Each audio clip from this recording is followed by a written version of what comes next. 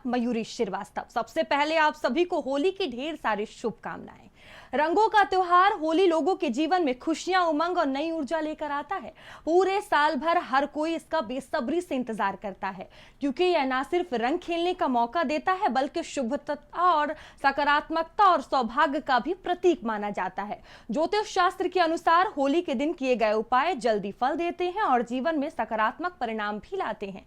इस खास दिन पर अगर आप अपनी राशि के अनुसार कुछ सरल और शुभ उपाय करते हैं तो यह आपके जीवन में तरक्की, समृद्धि और खुशहाली लाने में मदद कर सकते हैं। और देखिए, ये कह सकते हैं कि होली का त्योहार सिर्फ खुशियां और रंगों को लेकर नहीं है, बल्कि ये बुराई पर अच्छाई की जीत का पर्व भी माना जाता है। कहा जाता है कि इस दिन खास उपाय करने से आपकी जिंदगी में बदलाव आ सकता है। और देखिए, कई तरह की मान्यताएं जो हैं वो मानी जाती है। हमारे साथ कुछ मेहमान भी जुड़े हुए हैं जो कि बताएंगे कि आखिर होली जो अब की है वो कितनी खास है, किस तरह से होली को मनाएं और क्या कुछ ऐसा करें कि आपके जीवन में विशेष बदलाव देखने को मिले। तो हमारे साथ पंडित श्याम सुंदर दास जी जुड़े हुए हैं। आपका बहुत स्वागत है भारत समाचार पर। और आचार्य अनामिका सिंह जी भी जुड़ी हुई हैं। सबसे पहले पंडित श्याम सुंदर दास जी, मैं आप ही के पास आऊंगी। देखिए, होली का पर्व है और सबसे पहले तो आप ये बता दें कि होली और होलिका दहन का धार्मिक और आध्यात्मिक महत्व क्या है।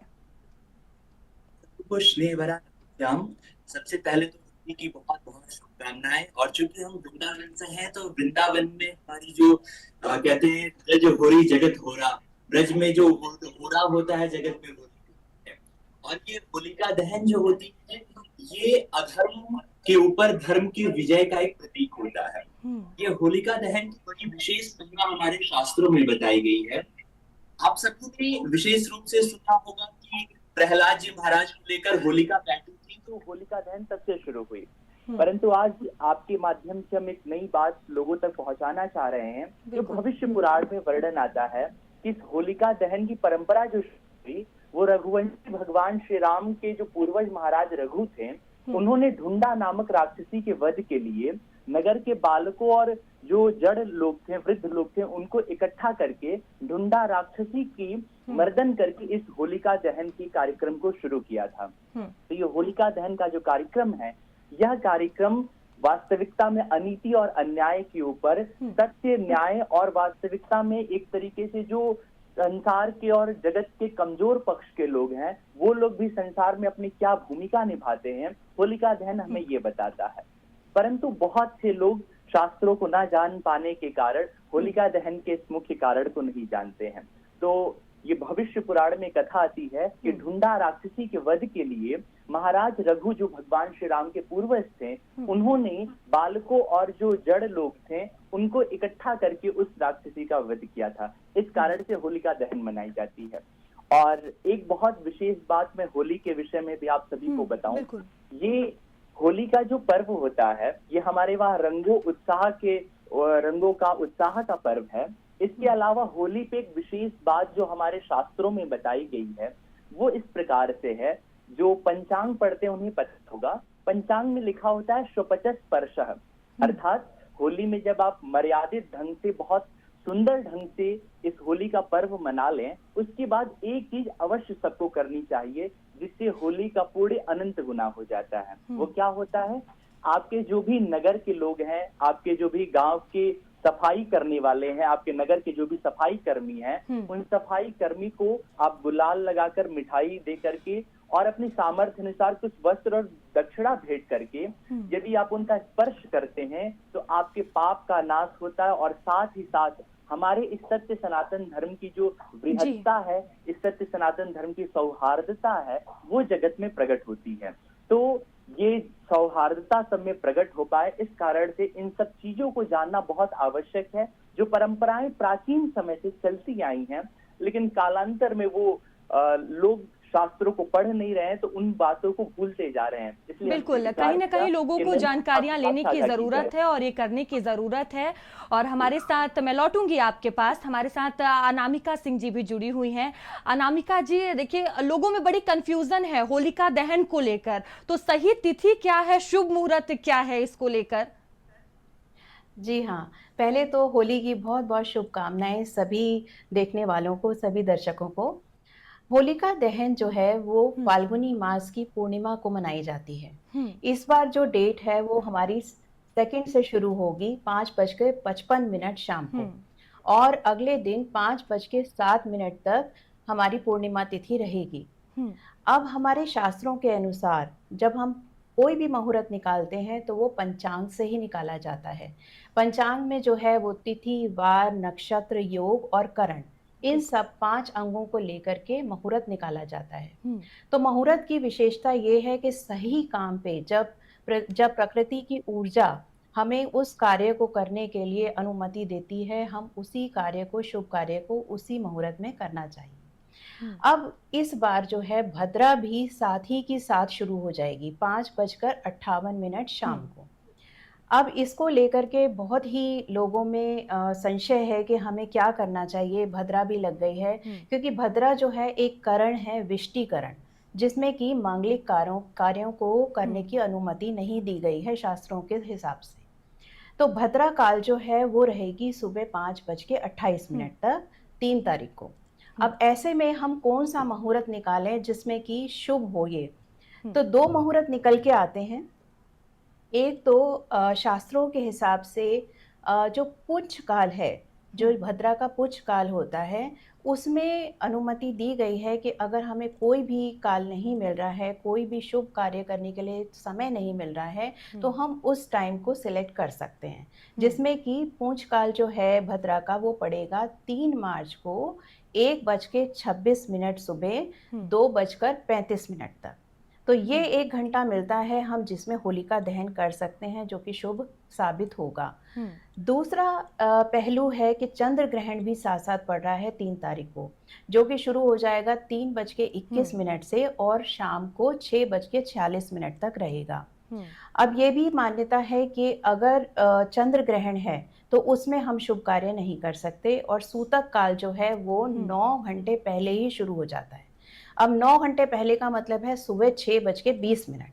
अब 6:20 से हम कोई भी हम्म, शुभ कार्य नहीं कर पाएँगे, मंदिरों के द्वार बंद रहेंगे, हम कोई भी पूजा पाठ नहीं कर सकते, मंदिर में जाके बाहर कोई भी ऐसी चीज़, मांगलिक हम्म, कार्य जो है वो वर्जित है। ऐसे में हमें जो मुहूर्त निकालना है वो या तो हमारा 3 तारीख की सुबह जो मैंने बताया भद्रा काल में पुंछ हम्म, जो काल है उसमें करें, और या फिर जब हमारा उग्र भद्रा, जिसे कहते हैं कि भद्रा का मुख, जो कि हम्म, शुरू होगा 2:35 से हम्म, और रहेगा 4:30 बजे सुबह तक, हम्म, और उसको ख़त्म हो जाने का अगर हम इंतज़ार करें, तो उसके बाद एक और मुहूर्त निकलता है, हम्म, जो कि 5:28 से सुबह 6:20 तक, हम्म, सुबह के हम्म, 3 तारीख को रहेगा। तो हम्म, ये 2 मुहूर्त निकल के आते हैं जिसमें कि हम होलिका दहन जो है वो शुभ मुहूर्त में मना हम्म। सकते हैं। बिल्कुल श्याम सुंदर दास जी, देखिए इस बार होली में चंद्र ग्रहण लग रहा है और लोग बहुत ज्यादा कंफ्यूजन में हैं कि उन्हें क्या करना चाहिए, क्या नहीं करना चाहिए। तो इसको लेकर आप थोड़ा विस्तार से बता दें कि जो लोगों के मन में सवाल है उसके जवाब उन्हें मिल सके। जी, जैसे कि अभी अनामिका जी ने स्पष्ट रूप से मुहूर्तों का वर्णन कर हम्म, दिया है कि भद्रा काल के पुच्छ काल में धर्म सिंधु में स्पष्ट रूप से वर्णन आता है कि हम्म, यदि भद्रा काल हो और अगले दिन ग्रहण हो पूर्णिमा में, तो उस समय भद्रा का जो पुच्छ काल बताया गया है, 1 घंटे का मुहूर्त, जो 2 मार्च की रात्रि में और अंग्रेजी तारीख के अनुसार वो 3 मार्च हो जाएगा। हम्म, रात्रि में 1:30 से 2:30 का बीच का जो समय है, उसके बीच में होलिका दहन का कार्यक्रम रहेगा। होलिका दहन जब करने जाए तो इस बार तो 2 मार्च की रात्रि में ही हो रहा है। तो हम्म, होलिका दहन के समय कुछ विशेष चीजें जो शास्त्रीय सम्मत उपाय हैं, और लोग उसमें बहुत कंफ्यूज रहते हैं, बहुत लोगों के मन में भ्रम रहता है। हम्म, जैसे कि आप भी कभी होलिका दहन में गई होंगी हम्म, या आपके घर का कोई गया होगा, तो लोग होलिका की परिक्रमा लगाते हैं। बिल्कुल, लेकिन अधिकतर लोगों को पता नहीं है कि होलिका की कितनी परिक्रमा करनी चाहिए। हम्म, तो पंचांग में स्पष्ट लिखा हुआ है त्रिपरिक्रम्य, होलिका की 3 परिक्रमा लगानी चाहिए। हम्म, इसके बाद होलिका की 3 परिक्रमा लगा करके फिर आप जैसे गेहूं की बाली लोग लेकर के जाते हैं और उसे होलिका की अग्नि में भूंज कर, ये हमारे ब्रज की परंपरा है, और छत्तीसगढ़ इत्यादि कई क्षेत्रों में ये परंपराएं और चलती हैं। तो उसको लेकर के आप अन्नपूर्णा में आपके घर का जो भंडार है जहाँ पे अन्न रखा जाता है उसे मिलाने की परंपरा हमारे ब्रज में विशेष रूप से चलती है। इससे कहते हैं कि हमारे घर में कभी अन्न की कमी नहीं होती। तीसरी चीज आप और क्या करिए, जब होलिका दहन हो जाए उसके पश्चात उसकी राख को धारण करने का विधान शास्त्रों में और पंचांग में, ऋषिकेश पंचांग में वर्णन आता है। तो भगवान पार्वती पति महादेव का स्मरण करते हुए उस भस्म को अपने ऊपर धारण करना चाहिए, वो अति शुभ होता है। तो होलिका दहन में होलिका के अग्नि लगने से पूर्व होलिका का पूजन, जब होलिका दहन अग्नि आ जाए तो अग्नि की 3 परिक्रमा, और उसके पश्चात उसमें आप गेहूं की बाली, क्योंकि वो उस समय प्रारंभ हुई रहती है, इस समय खेत कटे रहते हैं, तो उसे भूज करके लेके आना चाहिए, घर के अन्नपूर्णा में मिलाना चाहिए। और इसके अलावा जब होलिका शांत हो जाए, अग्नि शांत हो जाए, तो उसके भस्म को धारण करने का विधान बताया गया।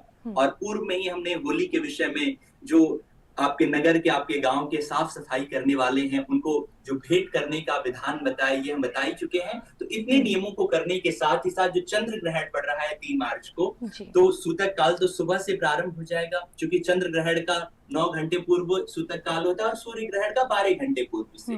तो ये सूतक काल छोड़कर जो ग्रहण काल रहेगा, उस ग्रहण काल में विशेष रूप से जो भी आपके आराध्य है, यदि आपको गुरु मंत्र मिला है तो उस गुरु मंत्र का जितना हो सके जप कीजिए। आपके आराध्य के सहस्त्र नाम का आपको जप करना चाहिए। साथ ही साथ आपके इष्ट जो हैं उनका जितना अधिक आप नाम जप करेंगे वो उतना अधिक पुण्यदायी होगा, उतना अधिक फलदायी होगा। क्योंकि चंद्र ग्रहण काल में किया हुआ कोई भी पुण्य कर्म कई गुना अधिक फलदायी हो जाता है। तो ये एक तरीके का दुर्लभ संयोग है जो बना हुआ है, तो इसका लाभ सभी को उठाना चाहिए। क्योंकि हम सनातनियों का, हम हिंदुओं का नव संवत्सर अब नवरात्रि से प्रारंभ हो जाता है। तो ये नव संवत्सर हम लोग का नया साल शुरू होने वाला है। उससे पहले अच्छा सत्कर्म, अच्छा पुण्य कर्म करेंगे तो ये पूरा संवत्सर बहुत अच्छा व्यतीत हम सभी का होगा। बिल्कुल, लोग अगर ये जो उपाय अपनाएंगे तो उनके जीवन में बदलाव देखने को मिलेगा, जिस तरह से बता रहे हैं पंडित श्याम सुंदर दास जी। अनामिका जी, मैं आपके पास आऊंगी।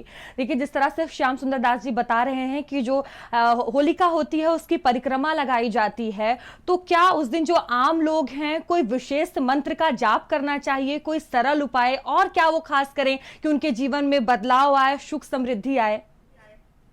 हाँ, बिल्कुल।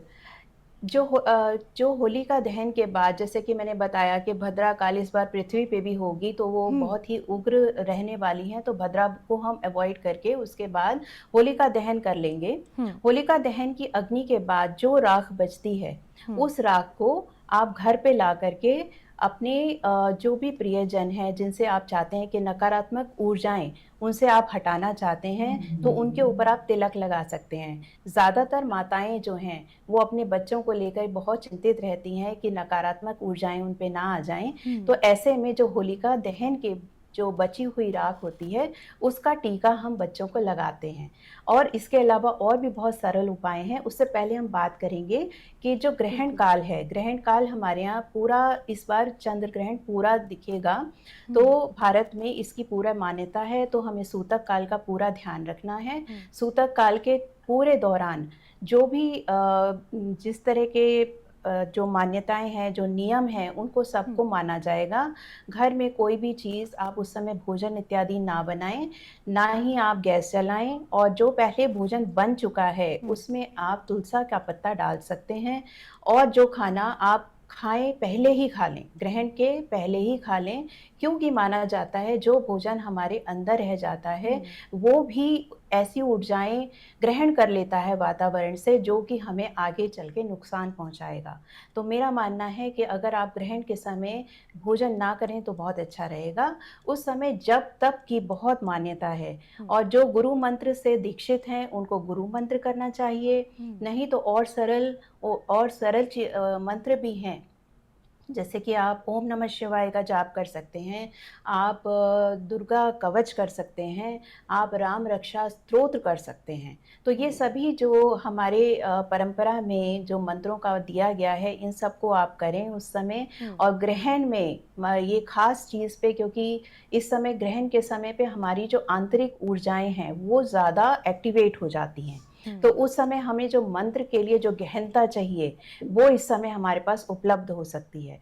तो वो इस समय का आप फ़ायदा ले सकते हैं और अपने मंत्रों को और अपने आप को अंतर्मुखी करके और अपनी चेतना के विकास के लिए आपको ये कार्य करना ही चाहिए। इसके अलावा एक छोटा-सा उपाय और मैं देना बिल्कुल। चाहूँगी, एक गोमती चक्र लेकर के और जो आपने राख लेके आए हैं होलिका दहन से, उस पे आप लगा कर के अपने बच्चे के ऊपर से वार करके उसको आप जो है पानी में बहा सकते हैं। तो हुँ। इस तरह से आप इस होलिका दहन और होली रंगों वाली होली को खूब अच्छे से मनाएँ, गुजिया खाएँ और सबको ढेर सारी शुभकामनाएँ। बिल्कुल श्याम सुंदर दास जी, एक चीज़ मैं आपसे समझना चाहूँगी। देखिए, कहा जाता है कि भद्रा के समय होलिका दहन नहीं की जाती है। इसका शास्त्रीय कारण क्या है?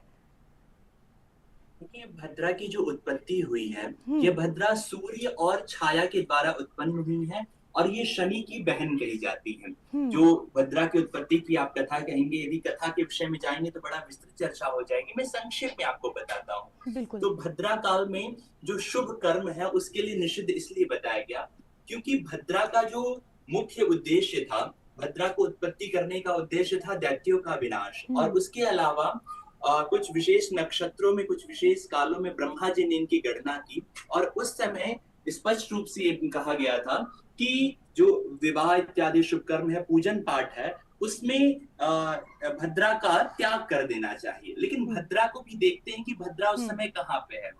भद्रा यदि पृथ्वी पे होती है, तो पृथ्वी की हुँ, भद्रा हानिकारक होती है शुभ कार्यों में। और हुँ, होलिका दहन जो होती है, हमने अपनी वचन को शुरू करने से पूर्व आपको कथा बताई कि ढूंढा हुँ, राक्षसी को नष्ट करने के लिए महाराज रघु ने ये होलिका दहन की परंपरा शुरू की। हुँ, तो ये होलिका दहन की जो परंपरा थी, तो ढूंढा राक्षसी ने भगवान शिव से वरदान प्राप्त किया था कि उसको पागल व्यक्ति को छोड़कर और बालकों को छोड़कर कोई ना मार पाए, किसी हुँ, शस्त्र से ना मरे वो।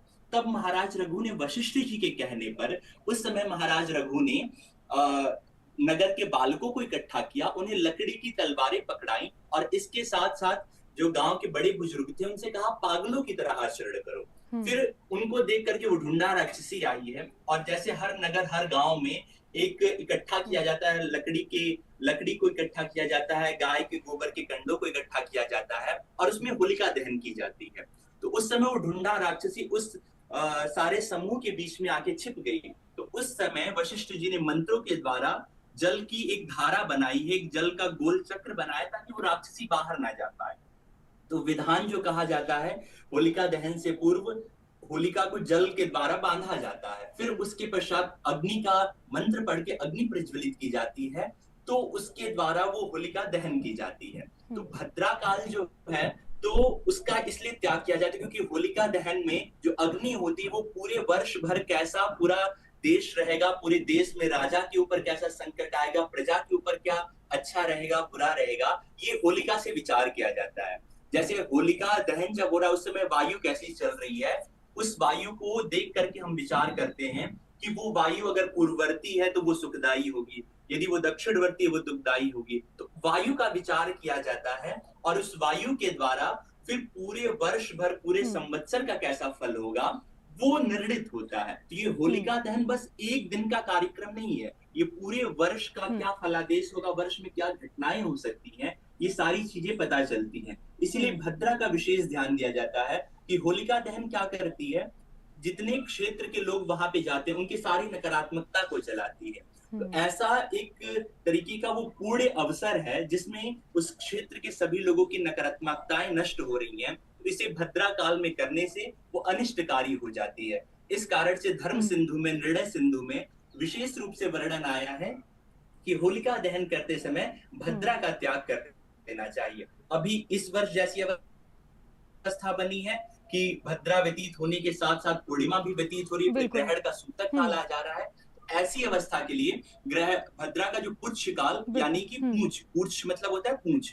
तो हुँ, जो भद्रा प्रकट हुई है वो गधई के हुँ, रूप में प्रकट हुई है। तो उसका जो पुच्छ काल यानी बीतने हुँ, वाला काल है, उस काल में यदि किया जाए तो वो दोष पूरे राष्ट्र के ऊपर और देश के ऊपर नहीं आता है। इसीलिए भद्रा बिल्कुल। का विचार हुँ, बहुत अति आवश्यक है। यदि हुँ, भद्रा काल में होलिका का दहन होगा तो उसका प्रभाव पूरे राष्ट्र और पूरे देश पर देखने को मिलता है। बिल्कुल। बिल्कुल अनामिका जी, मैं आपके पास आऊँगी। अब मैं आपसे राशियों को लेकर समझना चाहूँगी कि ये होली और होलिका दहन कितना इसका प्रभाव राशियों पर पड़ने वाला है? क्या खास उपाय करें? किन जातकों के लिए ये होली बेहद ही खास रहने वाली है? जी।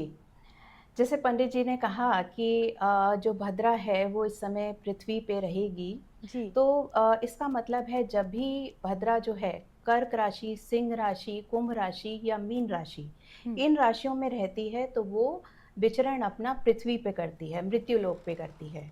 बाकी जो है वो तीनों लोकों में विचरण करती रहती है, पाताल, स्वर्ग और पृथ्वी को लेकर। हुँ, इस बार पृथ्वी पर है तो इसकी मान्यता ज़्यादा रहेगी, हुँ। इसका प्रभाव भी ज़्यादा रहेगा।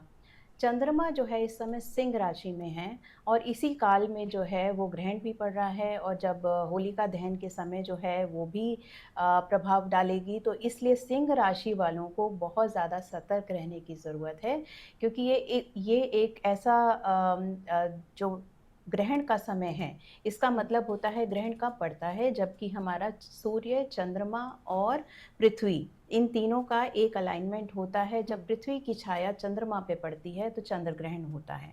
हुँ। अब चंद्र ग्रहण के समय क्योंकि सिंह राशि में चंद्रमा होने के कारण इस जो राशि है इस पे ज़्यादा बुरा प्रभाव पड़ेगा, तो इन जातकों को ज़्यादा अपना ख्याल रखने की ज़रूरत है और कुछ उपायों को करने की ज़रूरत है। बिल्कुल। पंडित श्याम सुंदर दास जी, जाते-जाते आप हमारे दर्शकों को क्या संदेश देना चाहेंगे होली के मौके पर?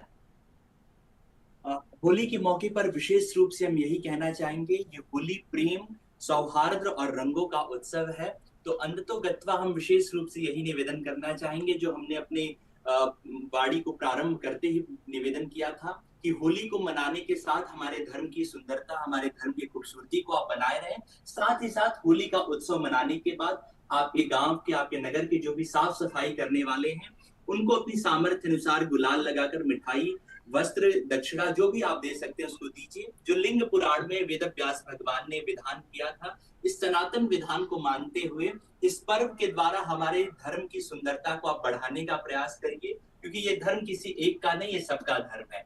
तो आप सभी बहुत प्रसन्नता के साथ, बहुत खुशहाली के साथ इस उत्सव को, इस त्योहार को मनाइए। साथ ही साथ इस उत्सव की सुंदरता को, इस उत्सव की मर्यादा को आप सभी बनाए रखिए। और इसके साथ हम वृंदावन की ओर से श्री लाडली लाल सरकार की चरणों में ही प्रार्थना करेंगे कि जितने भी दर्शक हैं सबके जीवन में सदैव खुशहाली, प्रसन्नता, उन्नति और प्रगति का रंग सदैव भरा रहे। इसी के साथ सभी को होली की बहुत बहुत शुभकामनाएं। प्रेम भरा राधे श्याम। श्री वृंदावन बिहारी लाल की जय। राधे श्याम। अनामिका जी, आप क्या कहेंगी? जाते-जाते हमारे दर्शकों को क्या संदेश देना चाहेंगी होली के मौके पर? मैं यही संदेश देना चाहूँगी कि जैसे कि ऋग्वेद में कहा गया कि ऋत मतलब एक कॉस्मिक ऑर्डर होता है, हुँ, जिसमें कि हमें प्रकृति ये कहती है कि शुभ अशुभ हुँ, को देख करके सभी कार्य करना चाहिए। जो वेदांग में हमारा ज्योतिष लाया गया वो इसीलिए लाया गया क्योंकि मुहूर्त का जो महत्व है उसमें पूरी तरह समझाया गया। जो यज्ञ हुआ करते थे उसमें ऋग्वेद में भी जो मेंशन्ड हैं, जो बताए गए कि जो यज्ञ जी। हुआ करते थे वो भी मुहूर्त को ही निकाल के हुआ करते थे। तो मुहूर्त की हुँ, बहुत महत्वता है। इसको ध्यान में रखते हुए होलिका दहन का सही जो मुहूर्त है उसको चुनाव करें और उसी में उसका दहन करें। ये सिर्फ हमारे लिए नहीं, जैसे कि पंडित जी ने कहा, पूरे राष्ट्र के लिए बिल्कुल। ज़रूरी है कि हम इसे शुभ मनाएं। और मैं आप सबको अपने तहे दिल से बहुत बहुत हार्दिक शुभकामनाएं देती हूँ होली की। बिल्कुल, आप दोनों का बहुत-बहुत धन्यवाद हमारे साथ जुड़ने के लिए और तमाम जो हमारे दर्शकों के सवाल थे उनके जवाब देने के लिए। और एक बार फिर से भारत समाचार के परिवार की ओर से आप सभी को होली की ढेर सारी शुभकामनाएं। मुझे दीजिए इजाजत, नमस्कार।